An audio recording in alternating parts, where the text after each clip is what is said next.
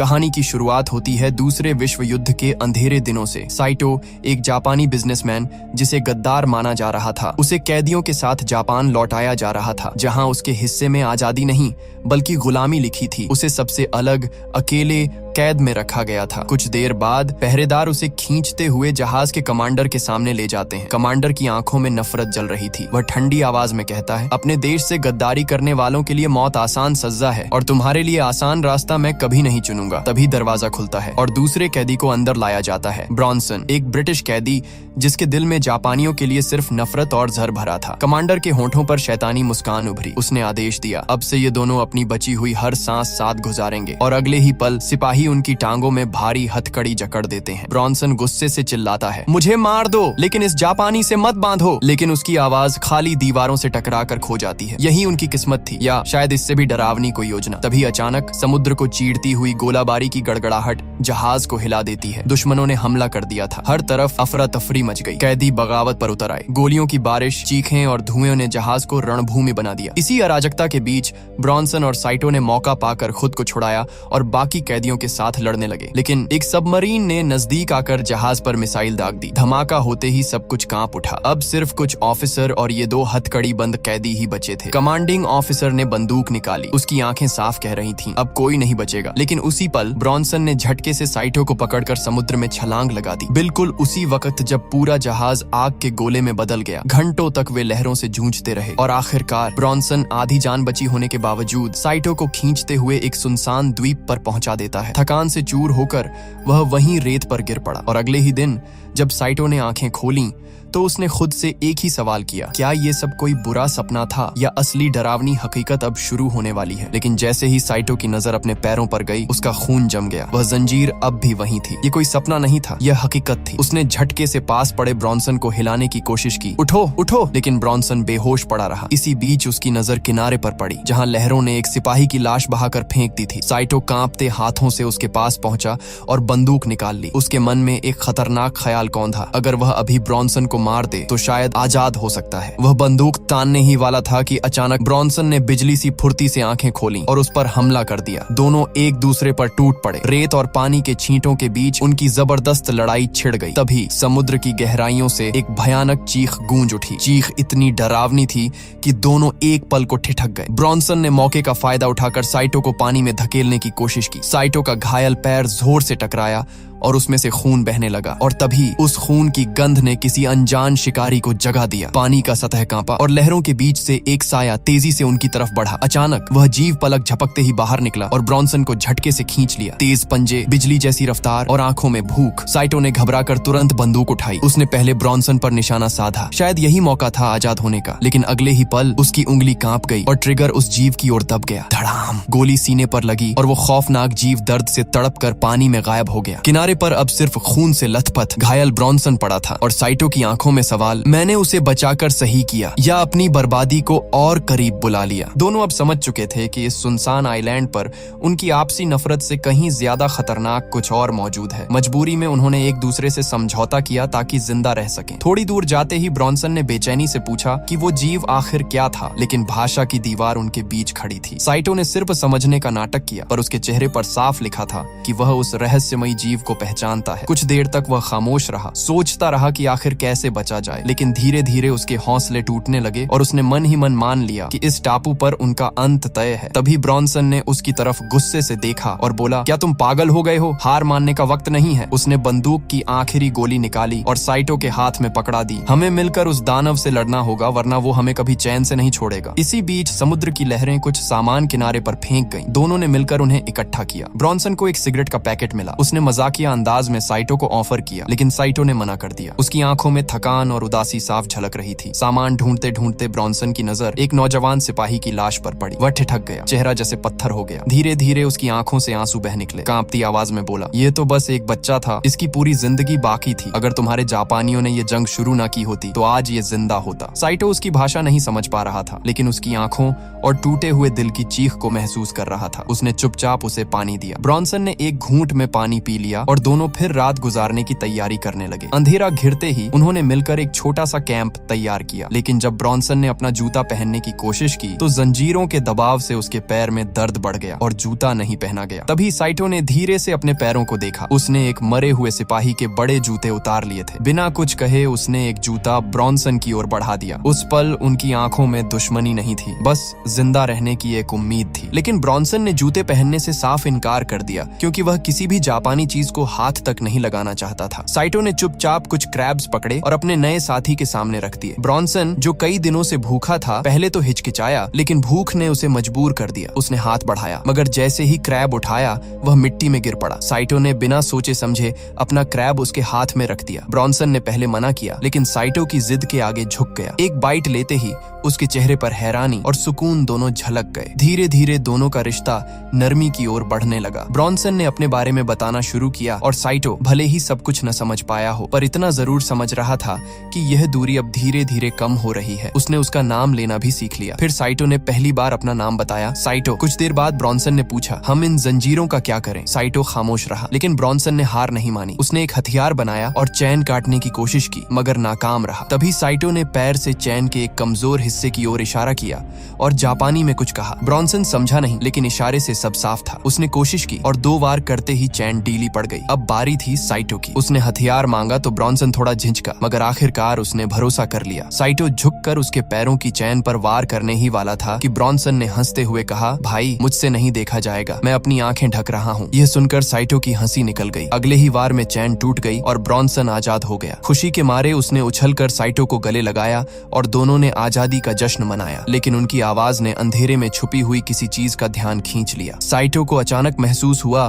कि कोई परछाई उनके पास सरक रही है। दोनों तुरंत सतर्क हो गए, हथियार थाम लिए, मगर वह प्राणी उतनी ही रहस्यमय तरीके से गायब हो गया। वे सबूत तलाशने के लिए बाहर निकले। रेत पर साइटो को अजीब निशान मिले। वह झुककर ध्यान से उन्हें देखने ही वाला था कि अचानक पीछे से एक आवाज आई। उन्होंने पलटकर देखा तो 2 जापानी फौजी सामने खड़े थे और उनके साथ एक कैदी भी था। ब्रॉन्सन का दिल धड़क उठा। उसे शक हुआ कि अब साइटो उसका साथ छोड़ देगा, लेकिन अगले ही पल साइटो ने भरोसे का इशारा दिया। उसने अपना हथियार ब्रॉन्सन के हाथ में पकड़ा दिया और फुसफुसाया, छुप जाओ। साइटो वहीं खड़ा रहा। कैंप के पास खाना उबल रहा था। तभी एक फौजी को महक आई और वह देखने आया। उसने सोचा कि कोई अंदर सो रहा है। जैसे ही उसने कदम बढ़ाया, साइटो सामने आ गया और बोला, गोली मत चलाना। दूर खड़ा ब्रॉन्सन हैरानी से यह सब देख रहा था। फौजियों को यह नहीं पता था कि साइटो को पहले ही गद्दार घोषित किया जा चुका है। इसी वजह से वे उस पर यकीन करने लगे। लेकिन ब्रॉन्सन को जरा भी अंदाजा नहीं था कि असली खतरा तो उसके ठीक पीछे मंडरा रहा है। कैंप में बैठा साइटो अपने पुराने साथियों से धीरे से पूछता है, क्या कोई और बचा है? उस आदमी ने जवाब दिया कि सिर्फ हम लोग ही बचे हैं, क्योंकि हमने लाइफ जैकेट पहनी हुई थी, बाकी सब डूबकर मर गए। इसी दौरान ब्रॉन्सन को अचानक एहसास हुआ कि समुद्र का वही जीव उसके पीछे है। उसका दिल धड़कनों से बाहर आने को था। डर इतना हावी हो गया कि वह समझ ही नहीं पाया क्या करे, और आखिरकार उसने अपनी आंखें बंद कर लीं। जब उसने दोबारा आंखें खोली तो हैरान रह गया। वो डरावना जानवर वहां से गायब हो चुका था। उधर जापानी फौजी साइटो से पूछताछ कर रहे थे। उन्होंने शक भरे लहजे में पूछा कि क्या पक्का यहाँ कोई और नहीं है? साइटो ने शांत स्वर में कहा कि वह अकेला है, लेकिन उनकी नजरें तेज थीं। उन्हें आसपास से ब्रॉन्सन की मौजूदगी के हल्के हल्के सुराग मिल चुके थे। तभी एक फौजी तलवार खींचकर बोला कि जहाज डूबने से पहले एक अफवाह थी कि एक गद्दार और दुश्मन को साथ में जंजीर से बांध दिया गया है। उन्होंने साइटो के पैर से कपड़ा हटाया और जैसे ही जंजीर का निशान देखा, वे समझ गए कि सामने खड़ा आदमी वही गद्दार है। दूसरे फौजी ने गुस्से से पूछा कि वह भगोड़ा कहाँ है? साइटो ने झूठ बोला कि वह मर चुका है और कब्र की ओर इशारा किया, जहाँ उन्होंने ब्रॉन्सन के दोस्त को दफनाया था। एक सैनिक गरज उठा, तू सिर्फ गद्दार ही नहीं बल्कि झूठा भी है। उसने धमकी दी कि अगर सच नहीं बताया तो वह यहीं उसका गला काट देगा। उसी पल टापू कांप उठा। एक भयानक दहाड़ पूरे जंगल में गूंज उठी। सबके कदम वहीं थम गए। पास खड़ा कैदी डर से कांपने लगा, घुटनों के बल गिर गया और चीखते हुए बोला, ये इंसान नहीं है, भगवान हमारी रक्षा करो। उसकी चीख ने सबको बेचैन कर दिया। एक सैनिक ने सबसे छोटे जवान को आदेश दिया कि जाकर देखो ये आवाज कहाँ से आई। जवान सावधानी से आगे बढ़ा और रास्ता तय करते करते सीधे ब्रॉन्सन के पास पहुंच गया। ब्रॉन्सन ने छुपते हुए गलती से सूखी टहनी पर पैर रख दिया और चर्र की आवाज आई। जवान सतर्क होकर उसकी तरफ बढ़ा, लेकिन अचानक जानवर की गुर्राहट सुनकर डर गया और दूसरी दिशा में भाग पड़ा। भागते भागते वह एक गुफा के गेट तक पहुंचा और अंदर घुस गया। उसे अंदाजा नहीं था कि वही जीव पत्थरों के बीच घात लगाकर छिपा हुआ है। ब्रॉन्सन ने अपने छुपे हुए दोस्त को बचाने की कोशिश की, लेकिन देर हो चुकी थी। गुफा के अंधेरे से वो जीव बिजली की तरह निकला और सिपाही पर टूट पड़ा। जवान ने तलवार घुमाई, मगर अगले ही पल भयानक आवाज आई। उसके हाथ की हड्डी टूट चुकी थी। उसकी दर्दनाक चीख पूरे टापू पर गूंज गई। बाहर खड़े दूसरे सैनिक ने जैसे ही यह सुना, उसका गुस्सा और डर साइटो पर निकल पड़ा। वह चिल्लाता हुआ उसकी ओर झपटा और उसे मारने ही वाला था कि अचानक ब्रॉन्सन ने हमला किया और उसे मार गिराया। लेकिन इससे पहले कि ब्रॉन्सन गोली चला पाता, गुफा से वो जीव बाहर आया और घायल सिपाही का सिर तोड़कर उनकी ओर फेंक दिया। खून से लथपथ सिर उनके पैरों के पास गिरा और उसी पल जीव ने एक दिल दहला देने वाली चीख लगाई। साइटो और ब्रॉन्सन दोनों के होश उड़ गए। उन्होंने बिना एक पल गंवाए भागना शुरू कर दिया और अंधेरे में कहीं छुप गए। उस बीच जीव ने घायल सिपाही को पूरी तरह चीर कर खत्म कर दिया। भागने की कोशिश करता दूसरा कैदी भी उसकी पकड़ में आ गया और वह भी तड़पते तड़पते मौत का शिकार बन गया। ब्रॉन्सन और साइटो दूर से यह सब होते देख रहे थे और समझ गए कि अब यहाँ रुकना मौत को बुलाने जैसा है। उन्होंने भागने का फैसला किया, लेकिन वो जीव पहले ही उनकी मौजूदगी को भांप चुका था। अगले ही पल उसकी खतरनाक नजरें उन पर टिक गईं और वो बिजली की तरह उनका पीछा करने लगा। दोनों जान बचाने के लिए जंगल की तरफ दौड़े। रास्ते में घने पेड़ों और बेलों से गुजरते हुए साइटो अपने मशेटी से झाड़ियों को चीरता चला गया। ब्रॉन्सन ने घबराकर कहा कि उसके पास एक प्लान है और उन्हें यहीं रुककर उसका सामना करना होगा, लेकिन भाषा की दीवार ने फिर से उनके बीच दूरी खड़ी कर दी। साइटो कुछ समझ नहीं पाया और दौड़ता रहा। पीछे रह गए ब्रॉन्सन पर वह जीव झपट पड़ा। घबराहट में उसने बंदूक तानी और फायर कर दिया, लेकिन गोली हवा में जाकर गुम हो गई। उसकी आखिरी उम्मीद, उसकी आखिरी गोली बेकार चली गई थी। अगले ही पल वह जीव गरजता हुआ उस पर टूट पड़ा। उसके गले को अपनी नुकीली पंजों में जकड़ लिया और मौत देने ही वाला था कि अचानक साइटो लौट आया। उसने पूरी ताकत से उस पर हमला किया और ब्रॉन्सन को उसकी पकड़ से छुड़ा लिया। दोनों ने मौके का फायदा उठाकर वहां से भागने की कोशिश की, लेकिन किस्मत उन पर मेहरबान नहीं थी। भागते भागते वे एक खतरनाक ढलान पर फिसल गए और नीचे गिर पड़े। पत्थरों से टकराने की वजह से दोनों बुरी तरह घायल हो गए। अगली सुबह उनकी आंखें दर्द और खून से लथपथ हालत में खुली। साइटो के सीने में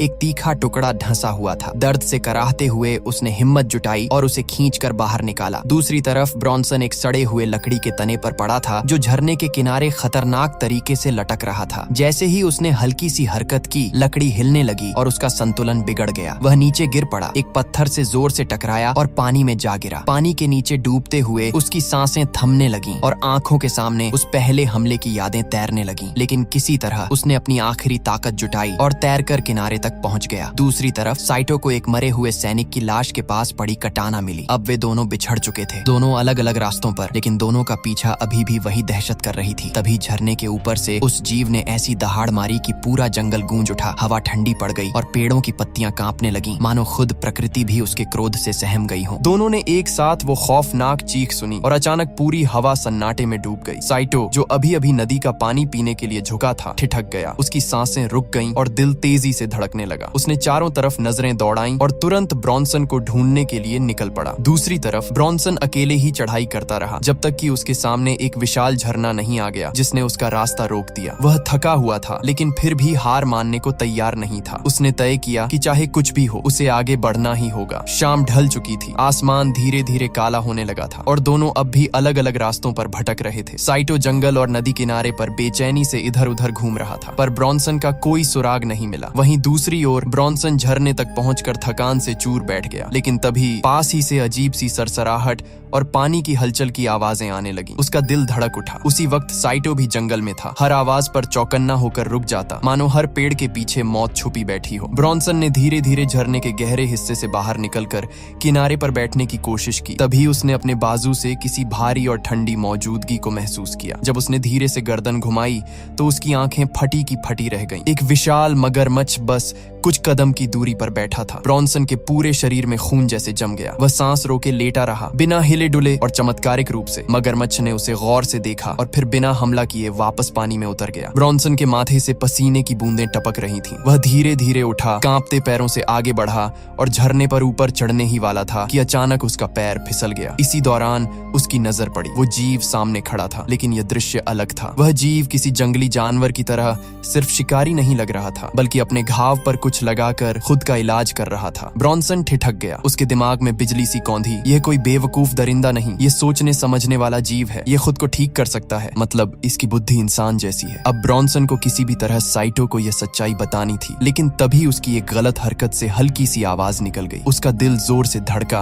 और वह घबराकर झाड़ियों के पीछे छुप गया। उसने सांस रोक ली और छुपकर उस जीव को देखने लगा। वह जीव धीरे धीरे नदी के किनारे की तरफ बढ़ा। सब कुछ सन्नाटे में था। तभी अचानक पानी से एक विशाल मगरमच्छ उभरा और सीधे उस जीव पर टूट पड़ा। उसने अपने शक्तिशाली जबड़ों से उसे दबोच लिया और घसीटते हुए गहरे पानी में ले गया। ब्रॉन्सन की आंखें चौंधियां गईं। उसके दिमाग में सवाल घूमने लगे, क्या यह उनकी मुक्ति है या असली खौफ की शुरुआत अब होने वाली है? पानी कुछ ही पलों में खून से लाल हो गया। मगरमच्छ ने तड़पते हुए आखिरी बार हवा पकड़ने की कोशिश की, लेकिन तभी वो जीव पानी से उभरा और अपनी हैवानियत दिखाते हुए मगरमच्छ को बीच से चीर डाला। पानी में खून और मांस के टुकड़े बिखर गए। यह दृश्य देखकर ब्रॉन्सन का खून ठंडा पड़ गया। उसकी रूह तक कांप उठी। जीव ने आसमान को चीर देने वाली चीख मारी, जिसकी गूंज पूरे जंगल में फैल गई और वह आवाज सीधे साइटो तक पहुंची। ब्रॉन्सन ने बिना पीछे देखे भागना शुरू कर दिया। दूसरी तरफ साइटो अब भी जंगल में अपने साथी की तलाश कर रहा था। तभी उसकी नजर एक अजीब चीज पर पड़ी। पेड़ों के बीच झूलती हुई एक लाश बंधी हुई थी। ये देखते ही उसका कलेजा मुंह को आ गया और डर के मारे उसके कदम लड़खड़ा गए। वह सीधा एक गहरे गड्ढे में जा गिरा। गड्ढे के अंदर का मंजर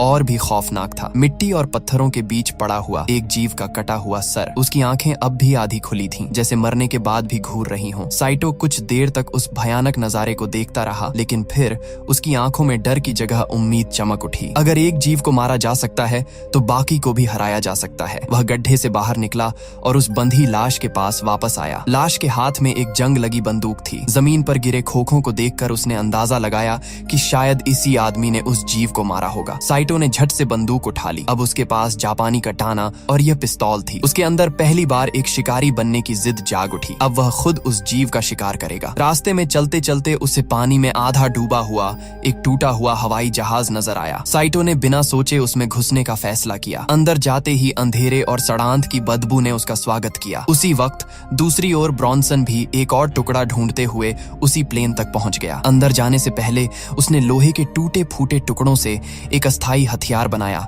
और फिर सावधानी से भीतर दाखिल हुआ। प्लेन के अंदर का मंजर अलग ही था। टूटी सीटें, खून के दाग और इधर उधर बिखरा सामान। ब्रॉन्सन को वहां फ्लेयर गन, एक लाइटर, सिगरेट्स और कुछ जरूरी चीजें मिली। लेकिन अचानक उसकी नजर एक ऐसी चीज पर पड़ी जिसने उसका दिल दहला दिया। प्लेन के पंखों में फंसा हुआ एक बम। ब्रॉन्सन ने बम देखते ही एक खतरनाक योजना सोची। उसके चेहरे पर हल्की सी मुस्कान आई। उसने थोड़ी देर आराम करने के लिए एक सिगरेट जलाई, लेकिन तभी उसे किसी के कदमों की आहट सुनाई दी। उसने गर्दन घुमाई तो देखा साइटो दरवाजे पर खड़ा था। उसका चेहरा पीला और कांपता हुआ। ब्रॉन्सन ने हैरानी से पूछा, तुम कांप क्यों रहे हो? और उसे एक सिगरेट थमा दी। साइटो ने हाथ हिलाकर मना कर दिया और धीमी आवाज में बोला, मुझे तुम्हें कुछ दिखाना है। ब्रॉन्सन उलझन में था। साइटो ने अपना लाइटर निकाला और अंधेरे में एक इशारा करते हुए उसे समझाने की कोशिश की। दोनों गुफा के अंदर घुसे और हवा में एक अजीब सी बदबू फैल गई। साइटो ने टॉर्च जैसी रोशनी से इशारा किया तो ब्रॉन्सन ने देखा एक विशाल मादा जीव अपने अंडे पर बैठकर उसे सेंक रही थी। उसकी लाल चमकती आंखें अंधेरे में कोयले की तरह धधक रही थीं। ब्रॉन्सन धीरे धीरे आगे बढ़ा। उसके हाथ में हथियार कस कर थामे हुए, लेकिन साइटो ने उसकी बांह पकड़ ली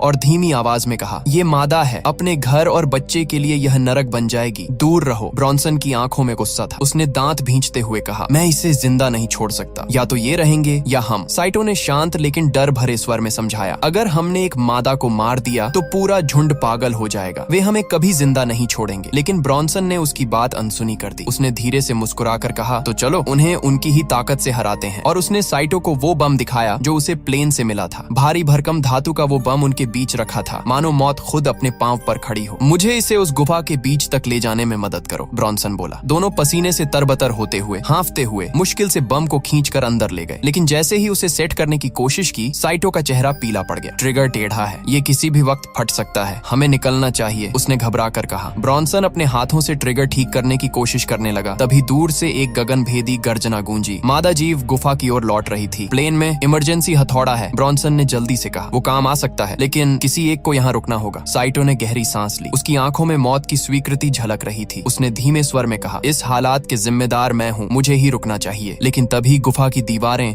उस मादा की चीख से कांप उठीं। उनके पास अब फैसला करने का वक्त ही नहीं बचा था। दोनों बाहर की ओर भागे। अंधेरे में रास्ता साफ करने के लिए ब्रॉन्सन ने एक फ्लेयर जलाई। लाल आग ने गुफा की दीवारों को खून की तरह रंग दिया। साइटो पहरा देता रहा, जबकि ब्रॉन्सन जान तोड़कर हथौड़े को प्लेन के मलबे से निकालने की कोशिश करता रहा, लेकिन वो ढंसा हुआ था। उसकी पकड़ बार बार फिसल रही थी। तभी अचानक एक विशाल साया साइटो के सामने आ खड़ा हुआ। दांत बाहर निकले, पंजे हवा को चीरते हुए। साइटो ने बिना सोचे कटाना निकाला और गरजते हुए उस पर टूट पड़ा। धातु और पंजों की भिड़ंत से चिंगारियां निकलने लगी। जीव कोई बेवकूफ जानवर नहीं था। वो हर बार सोच समझकर रोक रहा था। उसका हर हमला घातक और योजनाबद्ध था। इधर ब्रॉन्सन पूरी ताकत लगाकर हथौड़ा खींच रहा था। पसीना उसके माथे से टपक रहा था। आखिरकार धातु के साथ एक जोरदार आवाज आई और हथौड़ा ढीला पड़ गया। उधर साइटो ने चीखते हुए एक आखिरी वार किया और उस जीव को धकेलकर प्लेन के बिल्कुल पास ला दिया। मौका देखकर ब्रॉन्सन दौड़ा और हाथ में हथौड़ा कसकर मौत की तरह झपटा। दोनों ने पूरी ताकत से उस जीव से मुकाबला किया